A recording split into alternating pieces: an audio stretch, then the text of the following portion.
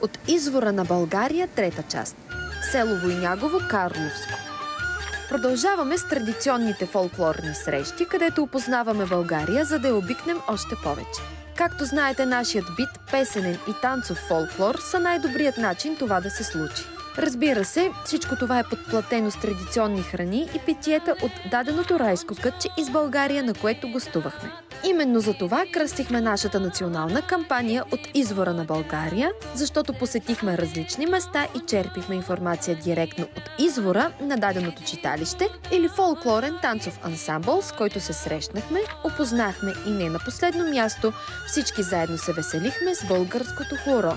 Прокарваме пътека към традиционният извор на знания от миналото, там, където е истината.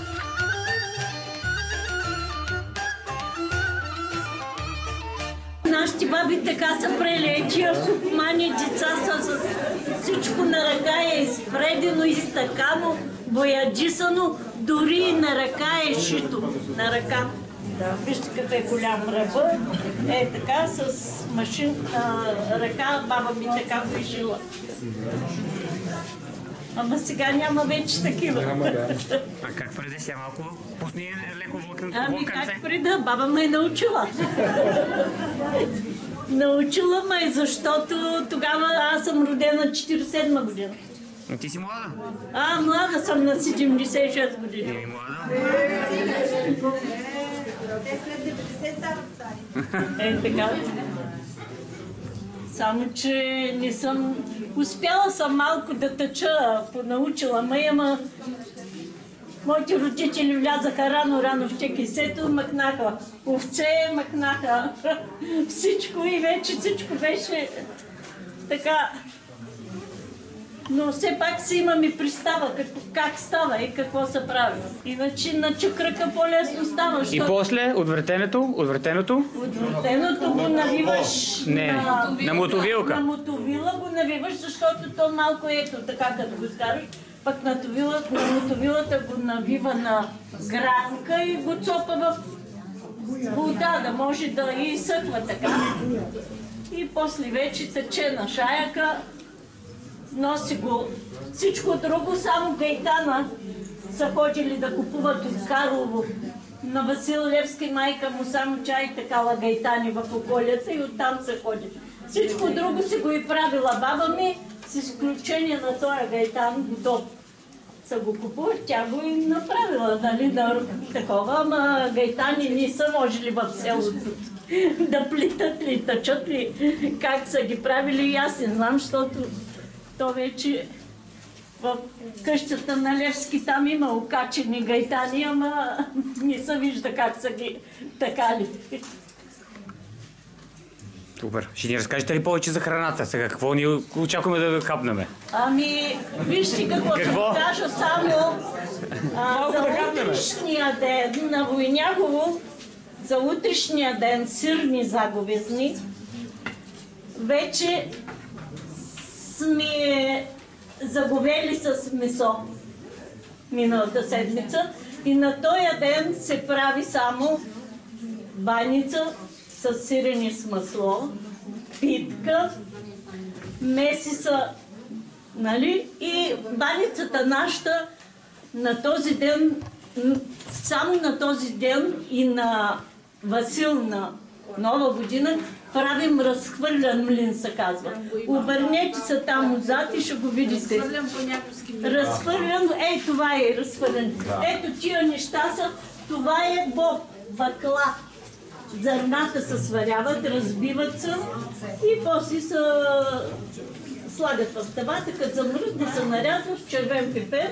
Това е баницата, питката и кишкек. Това е варено жито, съпържено с масло. Да. Това са за заговезни, сирни заговезни. Казвам се Гина Лечева, като майката на Васил Левски, баба Гина. Браво, баба Гина, да си жива и здрава, ти пожелавам. И тук всички деца ме викат баба Гина и цяло село ме знае. Баба Гина. Сукмана, ето го, изтъкани от вълнен плат, нашите с гайтан. Отдолу има бяло, което му казваме поли при нас. Ризата е също автентична. Галусник има върху ризата, защото ризата е разтворена, за да е пребрано. Това, което виждате, е галусник. А това, което е червеното върху сукмана, е гислюк, се казва по-войняковски. Кадифян. Има различни гислюци. Има черни, винени, има кадифяни, има вълнени. И на бабата е друг. Това, украсите, това се казва по-войняковски пискюли. Плетат си от маниста. Колана е нашит и чупразите. Гривни също изплетени от маниста. А това са сукари, по-войняговски се казват. А това, значи пискюлите, сукарите и гривните са характерни за войняговската носия. Отзад на сукмана имаме, това се казва опашка. Както виждате, характерно за войняковския сукман е, че те му казват буджук, къс. Виждате, че не е много дълъг. Всички ти са горе-долу до средата на коляното. И когато се нареди състава, утре ще го видите облечен, излиза, че всички ти са на едно ниво. Много пъти, когато сме били на Копривщица, напитат как се подравняваме сукманите, дали ги мерим с метър, за да сме еднакви. Това е от самия сукман. Престилката я виждате, всеки е такана също и тя автентична, украсена, всеки се украсява по негов тертип. Друго няма. Довале. Това се казва довале. Забраждането е много специфично. Оправя се с клуб. Просто няколко човека в състава го правят само. И винаги трябва да знаете, че ние Войняково ходим на участие с живи китки. До сега ходили сме и в чужбина, китките си ги носим натопени в автобуса и където и да отидем за нас и сме с аспарагус. Ето, дясната китка е малко по-голяма, лявата китка е малко по-малка. Това се казва наддавки. Наддавки? Да, наддавки. Възрастните жени ги слагат с тях. Само викат екстеншн.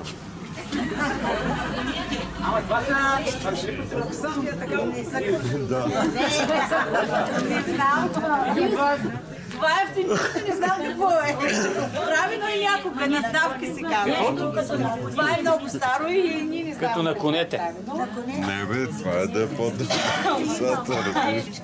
Забраждането не е характерно. Отдолу има черна кърпа, долниче се казва.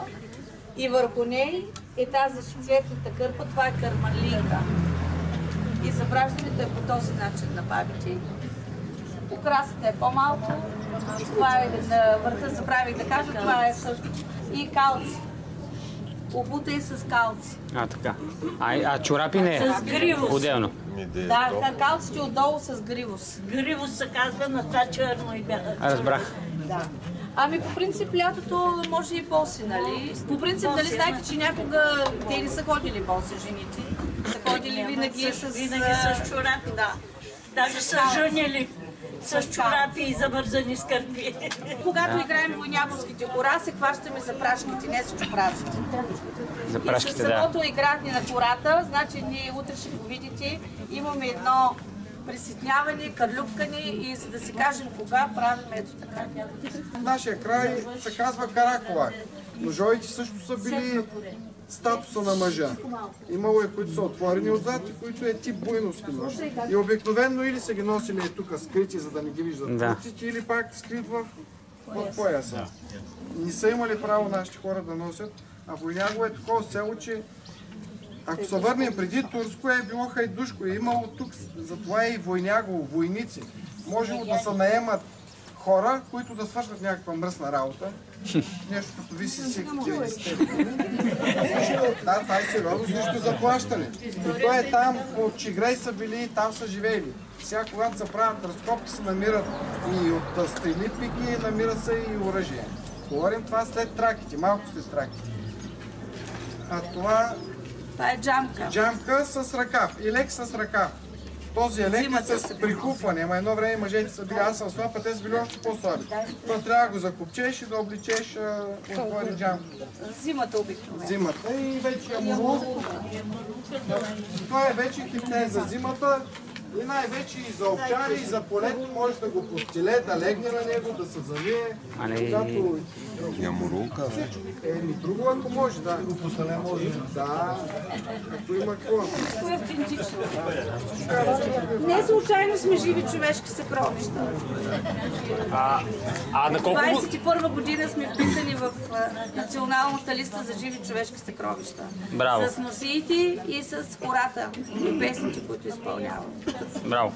Браво! Може би трябваше да кажем. Значи боляговските калските павци също са много специфични. Елате насам. Няма ги... И аз това видях, че съм умален вариант. Те всички са малки. Значи Малки са карловските наши. са били малко Няма по-големи. такива.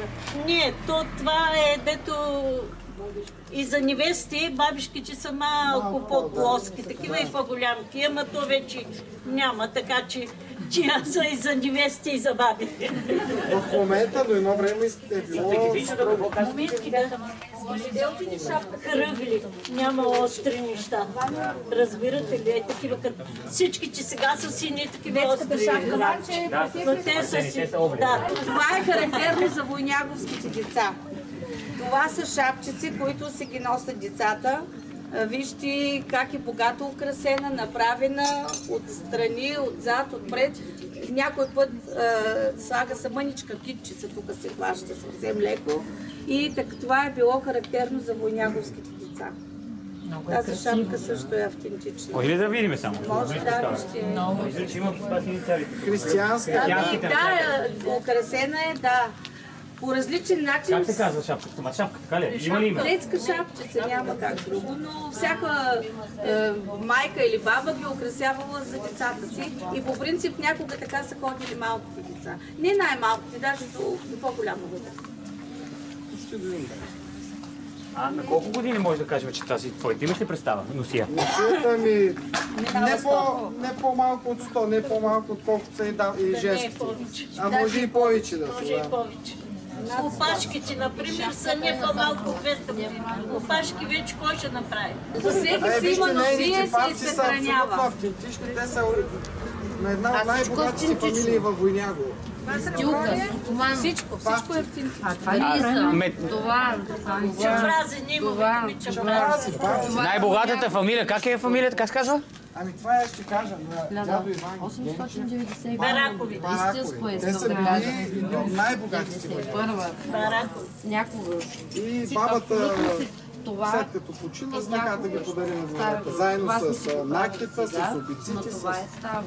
Браво, че ги е подарил да ги Те съхраняват. виждат, че сме, да. Да, че сте хора. Софиянка и по-отворена за това. Ако беше някоя войнялка, ще ги подаде. Да, те така правят. Не, то даже не е смешно, то е лошо, защото се... Зато и няма тия младежи, че обрата на бабите са... Така е. Седари, Купувам, чабрази, всичко изподаряха. Хората си играят на песен. Ние нямаме музика. Да? Песен, една група, половината група пее, Да, другата отпява. отпява. Това е. Мъже, жени, всички пеят. Мъжете не пеят. Само, двама. Аз съм отпред и колегата отзад. но не пеят.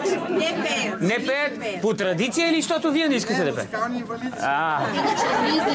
Могат да пеят. Могат да пеят по принцип, да. Може едно време да е много певци, да.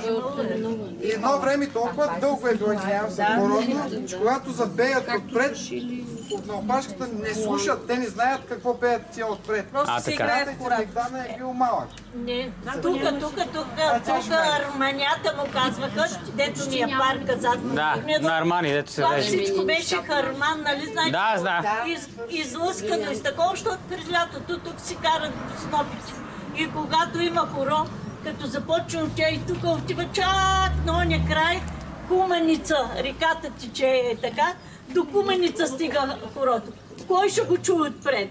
И отпред пеят, че ни отзад пеят, други, ама хората си знаят. Става хорото. весело. Става весело. Така, много, такова голямо хоро. Даже ние сме били, аз съм била малка и тичаме и да се мушим там из хорото. Къде бе? Тя може Много. да разкаже. Ела тук. Ела, живата памет. Разкажете, елате, заповядайте. Елате, Те затова са дошли. кажете добър ден. Елате при нас. Добър. Ела, благодарим, добре заварили. Не кажи за хорото, разкажи за хорото. Ние най-вече хората ни интересуват. Ние танцуваме хора и изучаваме традиционни изворни хора и търсим точно това, което вие съхранявате. Хората наши, те са специфични, както каза и... А защо се пеят, а няма музика? Задавали ли сте си този въпрос? Защо е само на песен? То не е... Тогава Така е от години. Не е свързано с забрана на музикални инструменти от турско време, а е... Даже когато са правили сватби, с едно кемене, някой се с кемене и това е било... Гадулкът, кемене. Знаеме какво, да. Когато отиваш да вземаш булката, пееш. Като влизаш да я вземеш пак в техният двор, пеят специални песни. Да. Отиват за булката по време на път, пак си има различни песни, които пеят. Кумът отиват да вземат, пак са различни песните. Отиват, като вече вземат булката, водят я, докато отиват в мъжът, също пеят. Там на тяхният харман пак пеят. Е така всичко и само и играят. Всичко на песни. Трудно е да играеш и да пееш. Си представете с тези тежки дрехи. И тогава не сме играли с такива, ами с чехли. Специално ние си имаме нашия състав. Такива чехли, ама утре някой може, ние си ги пазим само когато ходим на специални места. Той води корото, той води корото. Серпентини, ни звиорки, да. На извивки, че казваме карлюбкане. Аха. А пък по какъв начин го играем, това е приситняване. Да. Направо корото. Това е специфичното, че има при... Най-известното е Стърсикалец, Стърси крак, Нончовата, той има 3 заглавия. Не знам дали сте запознати, че Левски е бил 2 години почти учител във Войняго. Единствено тук се е задържал 2 години. Много малко хора знаят, че има песни за Левски. Защото песни за Левски известни в обществото няма. Има песни за всички комити и сега ако се замисли човек, за Левски няма известна песен, която се сети на Прима Виста. Аз съм чувал само една, но тя не е въобще известна. При нас има. При нас има, защото това са любими негови и той ги е пял, научил ги вече и ги е пял по сетенки, че заедно. Според мен заради режима е това. 90-та година, който беше, защото той нито гроба му е търсен, нито се знае. Да, в смисъл той е национален герой, е един от светините и най-големия, но нищо повече. Какво песен няма? Може би много малко хора тук фолклора не остава. Знаят, че е бил и учител 2 години в Войняго. Последно време, колкото групи посрещам, значи когато е минал Унджиев, той какво пише в неговата биография? Левски е бил 2 години учител в Войняго, 864-66, до там. Повече нищо не пише за Войняго. А къде е живял 2 години Левски? Е тук. Ами да, ама никъде не е живял 2 години, както тук. Живял е, пял е в църквата 2 години, бил е учител, има свързане изцяло с Войняго. Били на талаки, на сиденки, на годежи, на сватби. Той бил изцяло свързан с живота на Войняго и никъде го не споменава. Има ли и годиница даже? Бил голям певец и искал песните, научавал ги. И много неща не се знаят за него заради това, заради неговата хазайка, понеже тя много го обичала и му е дала обещание, че никога нищо няма да каже. И дори след смъртта му тя не е смеяла да каже много неща. Много трудно е казала някои неща.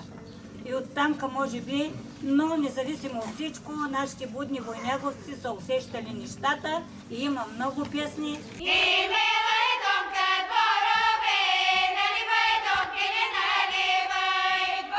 Талаки, седенки, Левски е бил винаги там. Той запява войняковските песни. Вие може би не сте чували, но ние във Войняково имаме песни, които той много ги е харесвал. И когато е ходил по талаки и по седенки, винаги е карал момите: запейте ми онази песен, Марилибия са в село, мома и момък. И хората, жените, момите подхващали. Също така, той е принесъл песни, които той е пеел и научил войняковци да го пеят. Една от тази негова любима песен и отдавна ли си момнили калугерица. И друга негова песен, това е Какво е цвети нено, нейни ли цвети цъфнало в нашата градинка. Срамно ми беше да го откъсна, да се накича, а бер ми дойде от Солунграда, от Санданите, че е погинало моето либие. Не дей да плачеш, не дей да жалиш, аз погинах за България. Но става така, че Левски внезапно напуска Войнягово, Причината за това внезапно напускане е един данък биглик, който се е събирал тук в една местност в началото на селото и за това се е казвал така. Този данък се е събирал в жива стока или пък в жито. 1973 година, тук имахме една краеведка, госпожа Додова, лека и пръст. Тя събира възрастните жени вече на Войняково, които са останали и решава да запише последно това, което е останало за Левски. И тогава вече две от възрастните жени решават да разкрият неговата история за неговата любов с Йова. Защото казват, много вода изтече от тогава и ако ние я кажем, никой няма да я знае. Значи Левски е имал годиница в Войняково, тя се е казвала Йова, била е 16 годишна, когато той идва в Войняково и е била една от най-личните моми на селото. Пеела е много хубаво, играела е много хубаво, задявали се по тлаки, по седенки и съвсем нормално е между двама млади хора да тръгне любовта.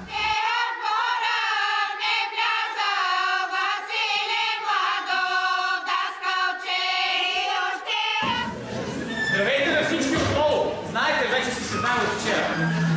Днеска е прошка, така че аз искам почти и от тебе да ви прощаваш, ако нещо съм волно или неволно съм съгрешил и вие също не прощавате. И вие за вчера да ме простите също за обстановката, но трябваше и това да мине. Значи,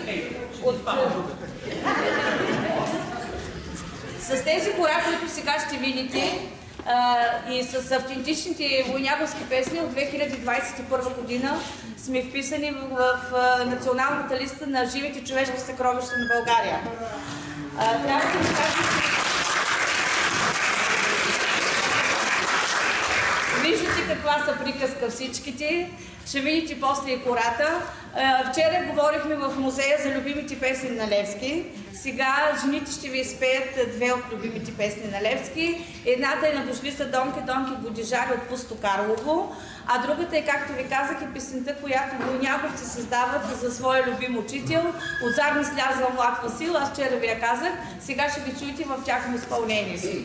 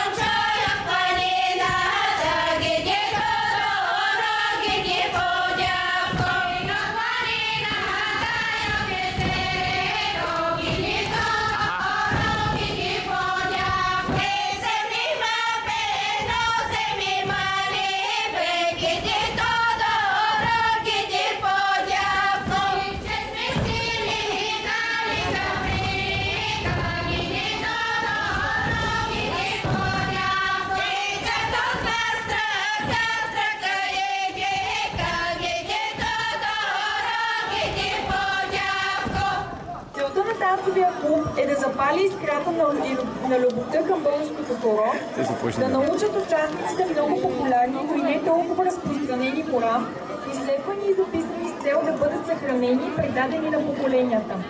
Повече от 17 години учи хората да обичат и пазят българския народен танц. Изследват традиционни хора, възстановяват музикални образци и съхранява български танцов и песенен фолклор. дързаят с поглед напред бъдещето, но и с интерес пазят чистата традиция от миналото, защото са българи. Нека заедно да се насладим на тяхното изпълнение.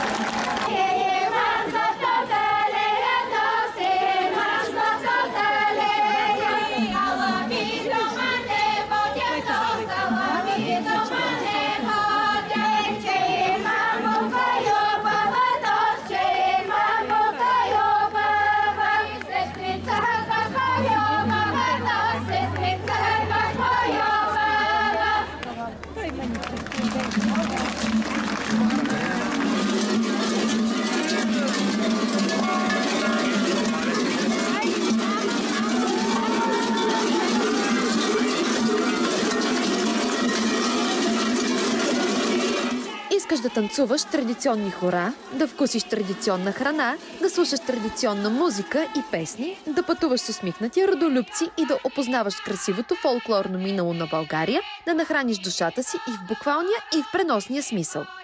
Ами трябва и да дадеш, и по-точно да се отдадеш и ще получиш всичко това. Бъди един от нас, отдай се на хорото и ще получиш. А даването се състои именно в това наше верою да търсим и да ви водим да пиете от чистият извор, защото другото е бошлафа работа. Както казва народа, от ден до пладне. Но докато го разберем, може и да е късно. Да, има ни и сме тук. Точно така, както ги има тези хиляди изворчета, плискащи знания в нашата китна България. Някой просто трябва да ги открие, да отпие и да им вдъхне живот, за да не пресъхнат. Отново благодарим на поредното изворче. Народно читалище Васил Левски, 1900, село Войнягово, което оттули жаждата ни. Хайде със здраве и до скоро, приятели! Заповядайте при нас, клуб за български народни танци и хора от Извора.